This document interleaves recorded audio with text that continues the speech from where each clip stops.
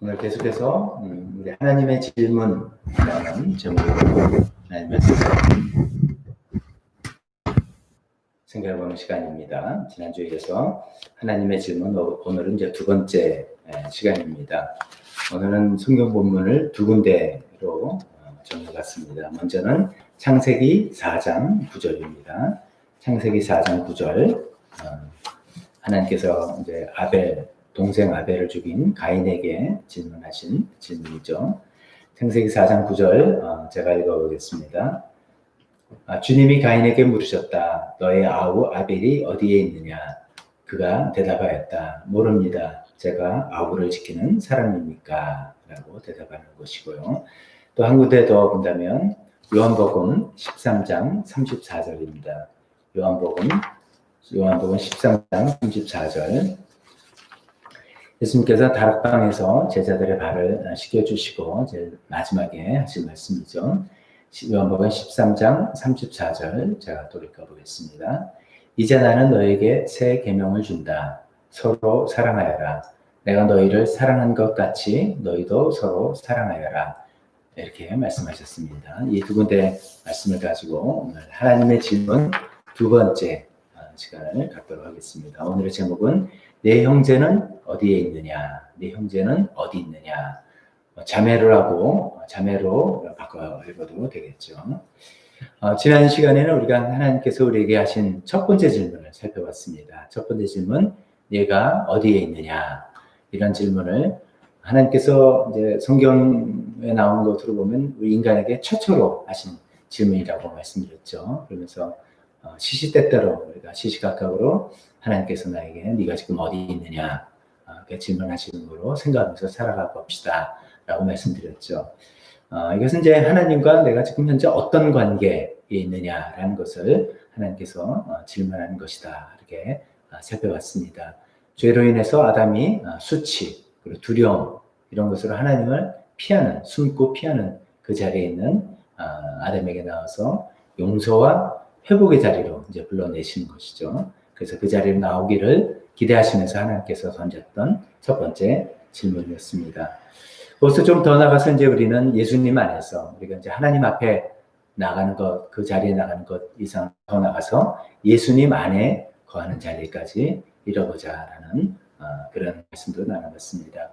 여러분들 지난 한 주 동안 어떠셨나요? 지난 한 주 동안 하나님께서 내가 어디 있느냐라고 질문하시는 그런 질문들 들으시고 또 여러분 내가 하나님 앞에 지금 어디 있습니다 라고 이렇게 대답하시면서 살았는지 궁금합니다. 아마도 이제 말씀회상 우리가 시작하면서 또 계속 추가로 신청하신 분들도 있어서 현재까지 55명입니다.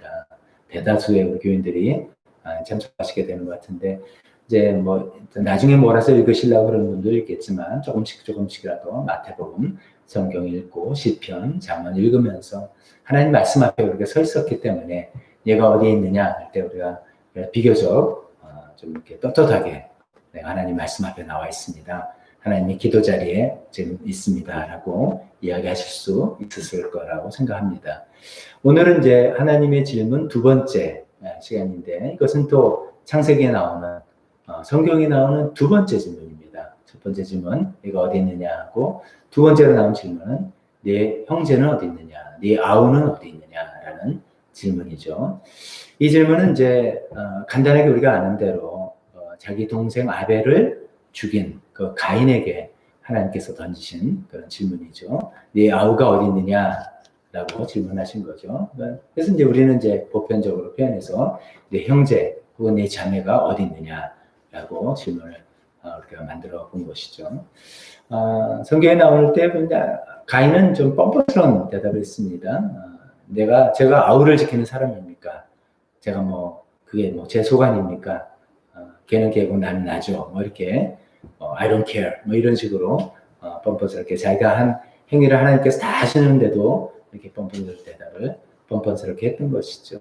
여기에 대해서 이제 우리에게 이런 질문을 하시는 하나님께 뭐라고 대답할까? 이것이 우리가 오늘 생각해 봐야 될 대답이기도 합니다. 먼저 이런 여기에 대한 대답을 찾기 위해서 첫 번째로 우리가 생각해 볼 것은 신앙생활의 참된 기준이 뭐냐? 즉 내가 어떻게 하면 신앙생활을 올바로 잘 하고 있다는 거냐라는 참된 신앙생활의 참된 기준에 대해서 생각해 보겠습니다. 여러 차례 우리가 이런 용도의 이야기를 했기 때문에 신앙생활의 참된 기준은 물론 하나님을 사랑하고 하나님께 열심을 다하고 헌신하고 하는 것 필요하고 당연히 전제로 있지만 이웃을 향한 사랑, 이웃을 섬김 이런 것들이 신앙의 참된 기준으로 성경은 많이 이야기하고 있다라는 것을 여러 차례 살펴봤습니다. 예수님께서 이제 그런 질문을 받으셨을 때 가장 큰 계명이 뭡니까? 라고 할 때 하나님을 사랑하고 이웃을 사랑하는 것이다. 이것이 하나다라고 말씀하셨던 것을 여러 차례 살펴봤죠. 근데 이제 사도 바울은 갈라디아서도 또 이렇게 그 얘기를 이렇게 합니다. 갈라디아서 5장 14절 모든 율법은 내 이웃을 내 몸과 같이 사랑하여라 하신 한마디 말씀 속에 다 들어있습니다. 이렇게 표현합니다. 그러니까 뭐 하나님 사랑하는 게 이건 뭐 그건 기본이다. 기본이고 하나님을 사랑하지 않는다면 이웃도 사랑하지 못하는 거고 근데 정말 이웃 사랑하는 걸 보면 그것이 율법에서 요구하는 전부가 거기다 담겨져 있다라고 이야기를 하고 있다는 것이죠. 그 갈라디아서 말씀을 다시 생각해 본다면 역시 다시 우리가 신앙생활 잘하고 있냐 못하고 있느냐 하나님 앞에 올바르게 내가 살고 있냐 못하고 있느냐는 이웃과의 내가 지금 어떤 관계를 맺고 살고 있느냐 이웃과의 관계가 어떤가 이런 걸 보면은 모델로 알 수 있다라고 우리가 이야기할 수 있습니다. 이런 것은 이제 성경 말씀에 의해서도 성경이 그렇게 이야기하니까 당연히 이렇게 돼 있지만 우리가 또 이렇게도 생각해 볼 수 있는 것이죠. 나라는 사람, 나는 누구냐? 난 나의 정체성을 이제 설명해 보려고 할 때 우리는 누구나 자기 정체성을 관계 하에서 설명을 하게 되죠. 관계를 떠나서는 나는 어떤 존재인지를 설명하는 게 쉽지는 않다 이거죠. 그 관계라는 것은 뭐냐면 저만 해도 나는 어떤 사람인가 생각해보면 제 아내의 남편이고 제 아들의 아버지고 사랑하는 교회 목사이고 또 뭐 저희 부모님의 아들이고 이런 관계 교인들과 어떤 관계고 이 관계성 안에서 나란 존재 나의 정체성이 자리매김되어지는 거 이거 뚝 떼어놓고 그냥 저 혼자 사막 가운데 있으면서 나는 어떤 존재인가 이게 생각이 되기 쉽지 않다는 것이죠. 그렇기 때문에 이웃과의 관계가 우리 생활에 얼마나 중요한 것인지 우리가 확인할 수 있는 것이죠. 근데 이게 이제 사람만이 아니라 하나님도 그렇다고 우리 예전에 살펴보지 않았습니까? 우리 삼위일체 하나님에 대해서 쭉 한 세 번 시리즈로 할 때 삼위일체 하나님께서 아버지, 아들, 성령님 이렇게 페리콜레시스적으로 상호 유기적으로 이렇게 참 관계 안에서 하나님도 존재하신다라고 우리가 살펴보지 않았습니까? 또 우리가 하나님의 그런 형상으로 지음받았기 때문에 관계를 떠나서는 우리가 우리 존재를 확인할 수가 없는 것이죠. 그렇게 본다면 이제 삼위일체 공동체 하나님, 삼위일체 그 사랑의 하나님께서 인간을 주셔서 사랑의 관계에 부르셨고 그 관계를 또 이제 우리를 통해서 계속해서 사랑의 관계를 넓혀 나가시려는 것이 하나님의 계획이거죠. 그게 이제 어떻게 보면 구속사라고도 볼 수가 있겠죠. 그런데 이제 죄가 들어와서 이 관계들이 깨어지고 분열되고 이렇게 된 것이지 않습니까? 지난주에 아담과 하와만 해도 서로 핑계대고 오늘은 이제 가인과 아벨은 죽이고 해서 관계가 깨어졌는데 그런 상태에서 하나님께서는 이 두 번째 질문을 하면서 내 형제, 내 자매 어디 있느냐? 네 형제 자매, 즉 사랑의 관계로 다시 연결시켜서 하나님과 함께 연대를 하고 다시 하나님의 이불타리 안에 들어와야 되는 그 내 형제, 내 자매 어디 있느냐라고 질문하시는 그런 질문인 것입니다. 여러분 어떻습니까? 이 질문에 여러분 대답이 쉽습니까? 좀 어렵습니까? 저는 이게 참 어려운 질문인 것 같습니다. 대답하기가 참 어려운 질문입니다. 이게 내 형제 자매가 어디 있느냐, 어디 있는지 몰라서가 아닙니다. 어디 있는지 몰라서가 아니라 그 아는데 그 사람을 사랑의 대상으로 받아들이기가 어떻게 보면 좀 싫어서 쉽지 않아서 그렇습니다. 쉽지 않고 싫기도 합니다.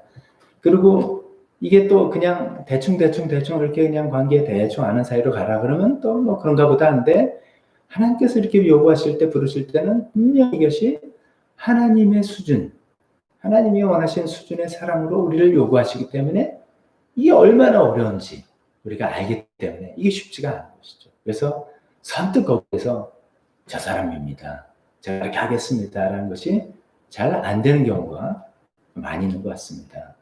특히나 이제 오늘 이 질문은 내 형제는 어디 있느냐는 것은 이제 가인에게 질문하신 건데 동생 아벨을 두고 한 질문이지 않습니까? 같은 형제예요. 그러니까 전혀 모르는, 여기서 이제 뭐 우리가 아프리카나 네팔에 가서 전도하고 선교합시다 이런 이야기일 수도 있습니다만은, 그런 얘기보다도 내가 잘 이미 아는 사람입니다. 잘 아는 사람인데 뭔가 벽이 생기고 어려움이 생기고 잘 안 되고 오해 쌓고 뭐 상처를 주고받고 뭐 좀 나랑 안 맞고 이런 사람이에요. 이런 사람인데 하나님께서 그 네 형제 어디 있냐, 네 자매 어디 있느냐, 너 그 사람을 그렇게 사랑해야 되지 않느냐라는 그런 질문이신 것을 우리가 뻔히 알기 때문에, 알지만 누굽니다 이렇게 대답하는 게 생각보다 쉽지는 않습니다. 그렇기 때문에 이제 우리가 사실 이제 우리 마음, 우리의 힘과 능력, 우리 사랑의 능력, 이거는 좀 안 될 것 같고요. 예수님을 본을 받아서 예수님을 닮아가야 되고, 예수님의 은혜를 받고 예수님 마음이 내 안에 들어올 때 우리가 그것을 이제 그래도 해봐야 되겠구나 이렇게 생각하게 되는 것 같습니다. 그래서 두 번째로는 예수님께서 보여주신 그 사랑을 우리가 살펴보려고 합니다. 그래서 이제 두 번째 본문, 요한복음 13장 그 본문을 우리가 찾은 것이죠. 예수님께서 내가 너에게 새 계명을 준다, 새로운 계명을 주는데 그 내용은 서로 사랑하라는 거예요. 별로 그렇게 새로운 건 아니에요. 예전부터 아까 갈라디아서 말씀도 내 이웃을 사랑하는 것이 율법에, 그거 지키면 율법 다 지킨다 이런 말씀하고 같은 맥락입니다. 근데 이제 왜 이것이 새 계명이라고 말씀하냐면, 예수님께서 그 후에 내가 너희를 사랑하는 것 같이 너희를 사랑해라, 서로 사랑해라.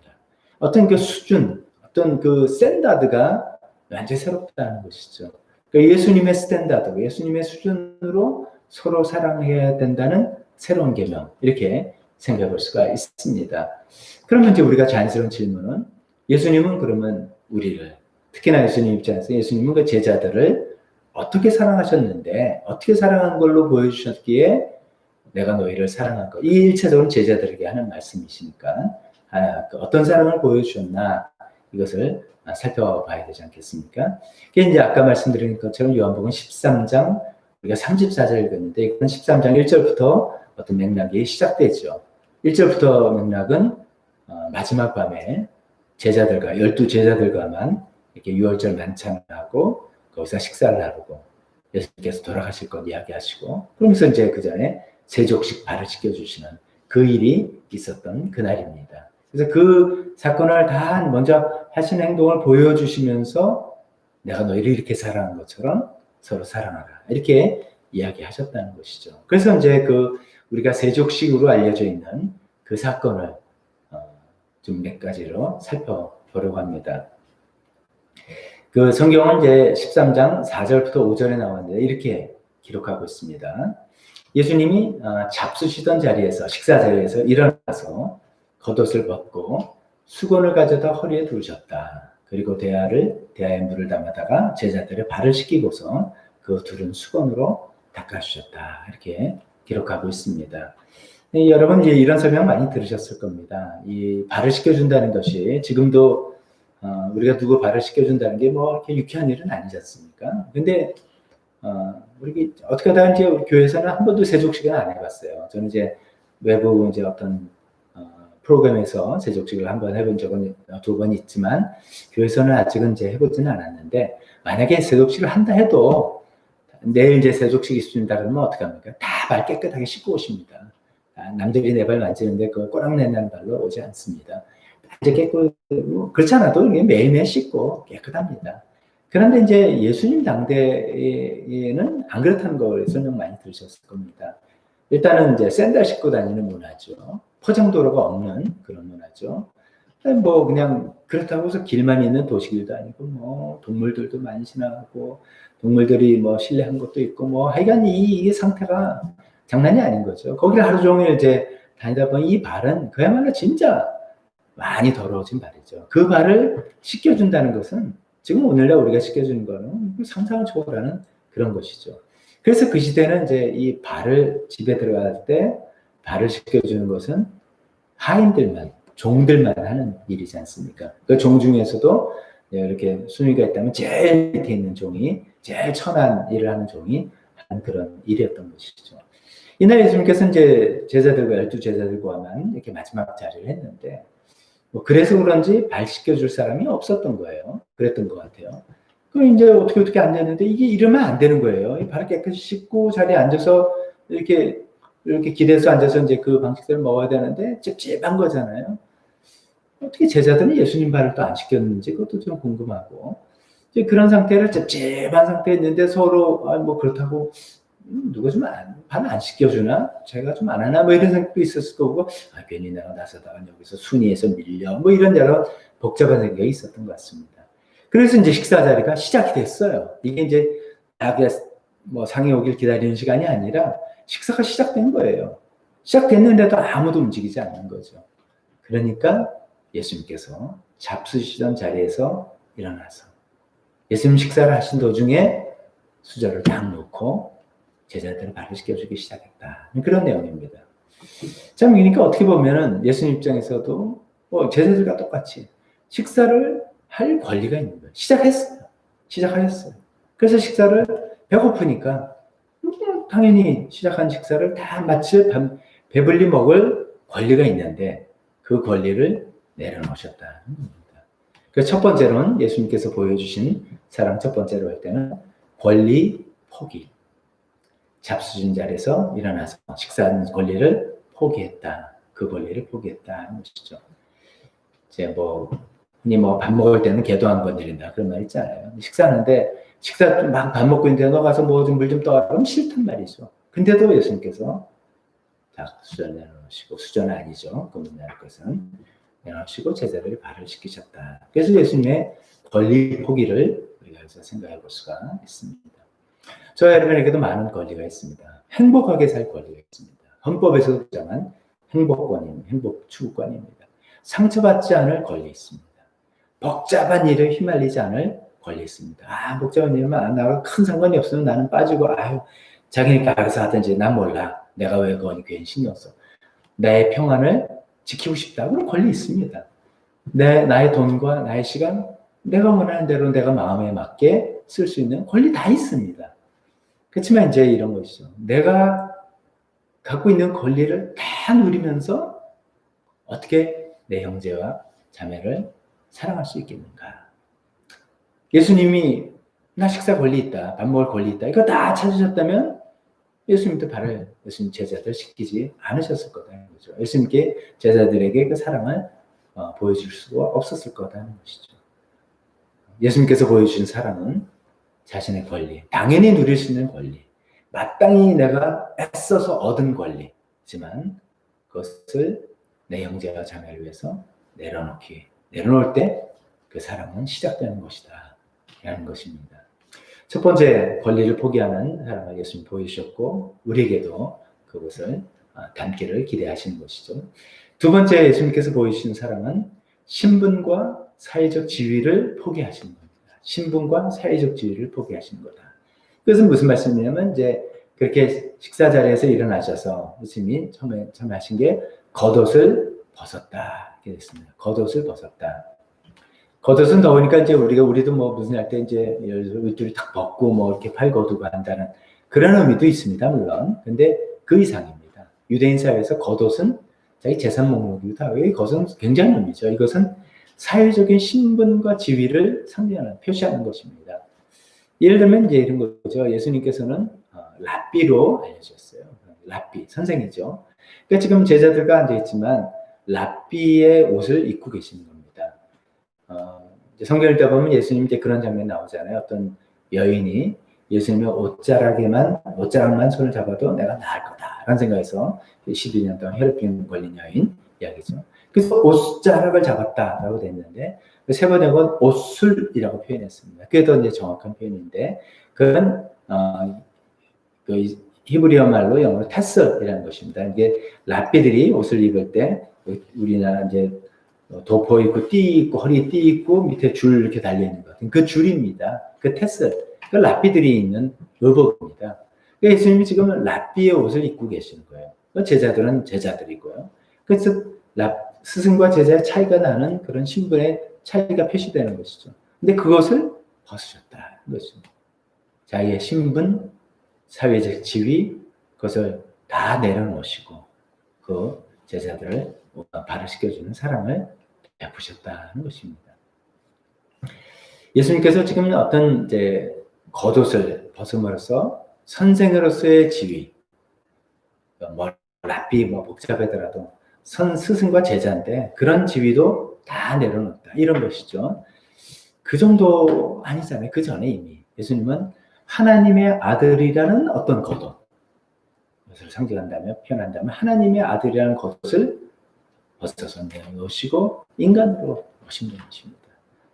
우리에게 사랑을 표현하기 위해서 예수님께서는 그런 겉옷이라고 표현되는 지위, 신분, 사회적인 어떤 그 스테이터스 이런 것을 다 내려놓고 사랑을 보여주신 그런 사랑입니다. 예수님께서 그러셨다면 우리가 벗지 못할 그런 신분, 지위, 명예 그런 게 어디 있겠습니까? 세 번째로는 예수님이 그렇게 하신 다음에 겉을 벗은 다음에 수건을 가져다 허리에 두르셨다. 이건 이제 발 닦은 다음에 수건으로 닦아주기 위해서 하시는 것이죠. 이 수건을 갖다 허리에 두르는 행위는 전형적으로 종의 모습입니다. 종이 그렇게 하는 겁니다. 겉옷을 벗을 때는 뭐 이게 뭔지 모르겠는데 이제 수건을 두르고 허리 딱 두었다는 건 종이 돼서 내가 발을 씻는 그 일을 하겠다는 뜻입니다. 예수님께서는 하나님의 아들이라는 겉옷을 벗어 제끼고 인간으로 오신 것뿐만이 아니라 자기를 더 비우셔서 종의 모습을 가지셨다는 그런 내용이죠. 빌립보서 2장에 나오는 그런 말씀하고도 연결되는 것이죠. 여러분, 종은 어떤 사람입니까? 종. 지금은 우리가 이제 신분제가 없으니까 종에 대해서 우리가 잘 모릅니다. 옛날 글이나 옛날 이야기를 통해서 이렇게 짐작을 할 것입니다만, 지금 요새 비정규직이라든지 아니면 굉장히 일용직이라든지 이런 사람들도 대우를 받지 못하는 것 때문에 우리가 여러 가지 애를 쓰고 또 마음 아파하는 일도 있지만 옛날 신분제에 있어서 종은 상상을 초월하는 것이죠. 종은 대충 이제 이런 사람입니다. 남들이 하기 싫어하는 굳은 일을 하는 사람입니다. 그렇잖아요. 종은 뭡니까? 주인은 쫙 앉아서 책 읽고 얘야 오늘은 국화차가 마시고 싶구나. 그럼 국화차 갖고 참 멋있게 고상하게 마시고 이제 생각하고 이런 거 고상한 일을 하고 종은 뭡니까? 나무 패고 불 지피고 나랑 쓸고 죄송합니다. 똥 푸고 이게 굳은 일, 지저분한 일들 다 맡아서 하는 게 종이다. 굳은 일 하는 사람이에요. 또 종은 어떤 사람이냐면 해야 할 일이 굉장히 많아요. 그렇지만 그 일을 했다고 해서 권리가 보장되는 그런 거 없어요. 할 일만 있고 책임만 있고 권리는 하나도 없어요. 종이 일 많이 했으니까 예를 들어서 너는 투표권 2장 준다. 그런 게 어디 있습니까? 그냥 하는 것이죠. 또 종은 이런 것이죠. 일을 잘했다고 해서 보상이 이렇게 보너스가 나온다든지 표창장 이런 거 없습니다. 그냥 마땅히 해야 될 일 한 거예요. 무익한 종 비유에 나온 것처럼 그냥 마땅히 할 일을 했은 분입니다. 저는 무익한 종입니다. 그게 이제 종의 마땅히 가질 자세라는 거죠. 글을 하면서 오해받지 않으면 10개 잘하다 하나 조금 실수했다고 매맞지 않으면 다행이다. 이거죠. 그런 게 종이에요. 예수님이 그 종이 되셨다는 것이죠.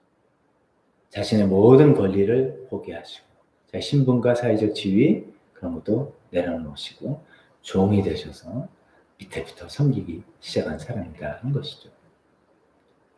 예수님께서 그런 사랑을 제자들에게 보여주셨는데 그 제자들은 또 어떤 사람인지 한번 더 생각해 봅시다.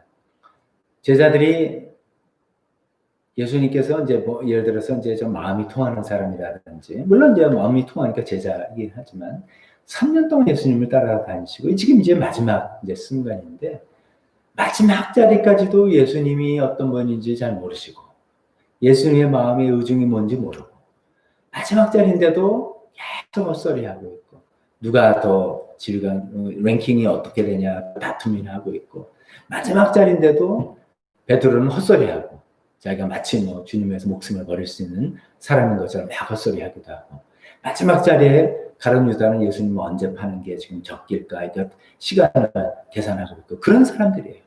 이 대상이 그런 사람들입니다. 마음이 통하고 조금만 베풀어주면 잘 이해하고 답례를 하고 그다음에 보람있게 뭘 또 해나가는 그런 가능성보다는 정말 밑 빠진 독 같은 뭐 어쩌면 우리도 많이 해봐서 할 만큼 했다. 더 이상 기대할 게 없다. 라고 하는 대상 같은 그런 사람들인데 예수님께서 그렇게 권리를 포기하시고 신분과 사회적 지위도 내려놓으시고 종이 되어서 그들을 섬기셨다. 그런 사랑을 보여주셨다는 것입니다. 예수님의 이런 사랑은 우리에게 이제 그러니까 예수님이지 예수님답다 이렇게 해서 끝나라는 것이 아니라 15절 17절에 보시면 예수님이 이렇게 얘기했습니다. 내가 너에게 한 것 같이 너희도 이렇게 하라고 내가 본을 보여준 것이다. 예수님이 아예 못 박아서 얘기했습니다. 내가 한 것처럼 너희도 하라고 내가 본보기를 한 거다. 예수님 제자들에게 늘 이러지는 않으셨어요. 늘 그럴 시간 기회가 없었죠. 근데 이때 진짜 본을 보여주시고 내가 너희를 사랑하는 사랑은 이런 사랑이고 너희가 서로 베풀어야 될 사랑은 이런 사랑이다 하고 본을 보여주신 것이죠. 그래서 계속해서 내가 진정으로 너에게 말한다. 종이 주인보다 높지 않으며 보냄을 받은 사람이 보낸 사람보다 높지 않다. 여기서 종이라는 것은 제자들 두고 이야기하는 겁니다. 주인은 예수님 자신은. 너네 나보다 높지 않잖아. 내가 주인으로서 이렇게 했는데 당연히 해야지. 이런 말씀인 거죠. 그러면서 제일 마지막에 너희가 이것을 알고 그대로 하면 복이 있다. 마땅히 해야 되는데 그래도 이것을 할 때 복이 있는 사람이 된다. 복을 주겠다고 약속을 하신 것입니다. 우리 주인이 되신 예수님께서 종의 자리를 내려가셔서 그 사랑을 베풀어 주셨다면 원래 종인 우리들 마땅히 그런 자리를 따라서 해야 되지 않을까 싶습니다. 오늘 이 말씀이 이제 내 형제는 어디 있느냐, 내 자매는 어디 있느냐, 하나님께서 우리에게 던지시는 두 번째 질문, 성경에 나오는 두 번째 질문입니다. 굉장히 중요한 질문이죠. 이 질문입니다. 아까 말씀드린 것처럼 이 질문에 대답하기가 쉽지 않습니다. 특히나 예수님의 이런 사랑의 수준을 우리가 알기 때문에 더욱더 누굽니다. 제가 이렇게 해서 선뜻 할 자신이 없습니다. 그래서 우리가 하나님의 도움이 필요합니다. 그러나 우리가 가인처럼 내가 그 사람 지키는 사람이니까 알 게 뭐예요? 저 할 만큼 했어요. 이렇게 할 수는 없다는 것이죠. 이 우리의 가족이고 우리 형제자매고 우리 교회 식구고 우리 목장 식구 우리가 잘 아는 사람들입니다. 오래 관계했으나 잘 안 되는 그런 사람이기 때문이죠. 그러나 오늘 예수님께서 우리에게 보여주셨던 그 사랑, 보여주신 그 사랑을 다시 한번 묵상하고 그 사랑으로 우리를 용납해 받아주셨다는 것을 다시 한번 기억하며 용기를 내서 예수님께 도움을 구합시다. 예수님, 이런 사랑을 보여주셨는데 저는 그럴 자신이 없습니다. 그러나 주님께서 하신 말씀처럼 해야 되지 않겠습니까? 제가 가인처럼 그렇게 회피할 수는 없습니다. 그렇게 해볼 텐데 주님 도와주세요. 제가 제 권리를 내려놓을 수 있도록 도와주시고 제 지위와 제 명예 그런 것 내려놓을 수 있게 도와주시고 제가 종이 될 수 있도록 도와주시고 인내할 수 있게 도와주시고 지혜가 필요하니까 도와주시고 제 자존감, 자존심도 내려놓을 수 있게 도와주시고 도와주세요. 그렇게 기도하면서 주님께 나아가시는 자 여러분들 다 되시기를 주님의 이름으로 축원합니다. 제가 기도하고 또 우리 20분 기도하는 시간 갖도록 하겠습니다.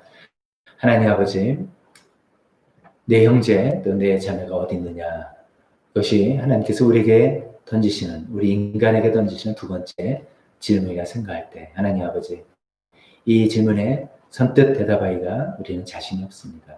하나님 아버지, 그만큼 우리는 많은 속을 상했고 너무 힘들어서 안 되었고 그것 때문에 오히려 상처를 받았고 그랬던 사이가 많이 떠오르기 때문입니다.